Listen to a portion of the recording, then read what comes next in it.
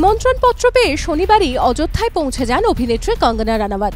রবিবার সকাল সকাল বেরিয়ে পড়লেন দর্শনে।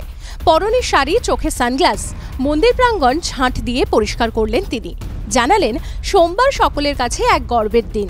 তিনি উপস্থিত থাকতে পেরে গর্বিত। অক্ষয় কুমার, অনুপম খের, গুরমিত চৌধুরী থেকে কল্যাণ পবন, হেমা মালিনী, এরা সবাই রাম মন্দির প্রতিষ্ঠা উপলক্ষে লক্ষ লক্ষ টাকা অনুদান দিয়েছেন। মন্দির নির্মাণে রাম লেখা ইট দিয়েছেন অনুপম।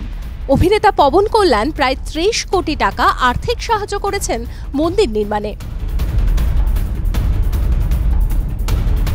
আর মাত্র কয়েকটা দিনের অপেক্ষা, মুক্তি পেতে চলেছে দীপিকা পাডুকোন ও ঋত্বিক রোশন অভিনীত ছবি ফাইটার। মুক্তির আগেই সেন্সরের কাঁচের মুখে ছবি।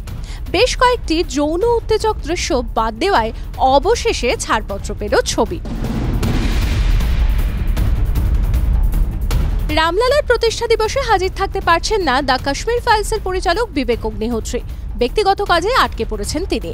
লিখেছেন, কিছু অত্যন্ত জরুরি দরকারে আটকে পড়ায় যেতে পারছি না, তবে রাম জানেন কেন পারছি না। অঙ্কিতা লোখান্ডের ওপর মারাত্মক রেগে গেলেন অভিনেত্রী প্রিয়াঙ্কা চোপড়ার মা মধু চোপড়া।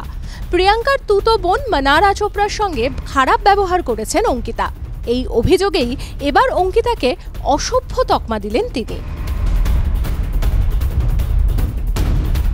অভিনেত্রী রশ্মিকা মান্দানার এক ডিপ ফেক ভিডিও ভাইরাল হয়েছিল সমাজ মাধ্যমে।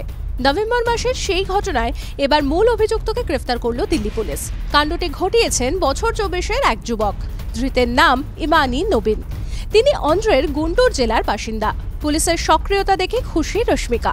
তার কথায়, অভিযুক্তকে আটক করার জন্য ধন্যবাদ। এমন একটা সময়ে সকলের সমর্থন পেয়ে আমি কৃতজ্ঞ।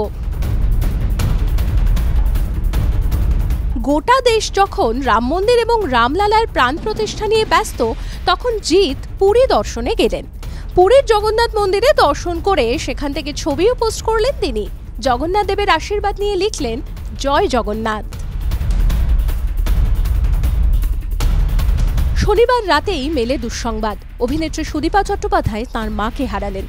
সোশ্যাল মিডিয়ায় মায়ের প্রতি শ্রদ্ধা জ্ঞাপন করে সুদীপা রবীন্দ্রনাথ ঠাকুরের গানের সুরে লিখলেন, যদি থাকে কাছাকাছি দেখিতে না পাও।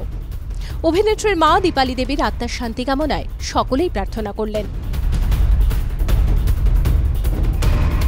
মায়ের বিয়ের বেনারসিতে সাজলেন অভিনেত্রী দেবলীনা কুমার। বিয়ের মরশুমে সেই শাড়ি পরেই ছবি পোস্ট করলেন উত্তম কুমারের নাতবউ। সোশ্যাল মিডিয়ায় সক্রিয় এই স্টারের সাবেকি লুকে আরও একবার মুগ্ধ নেটপাড়া।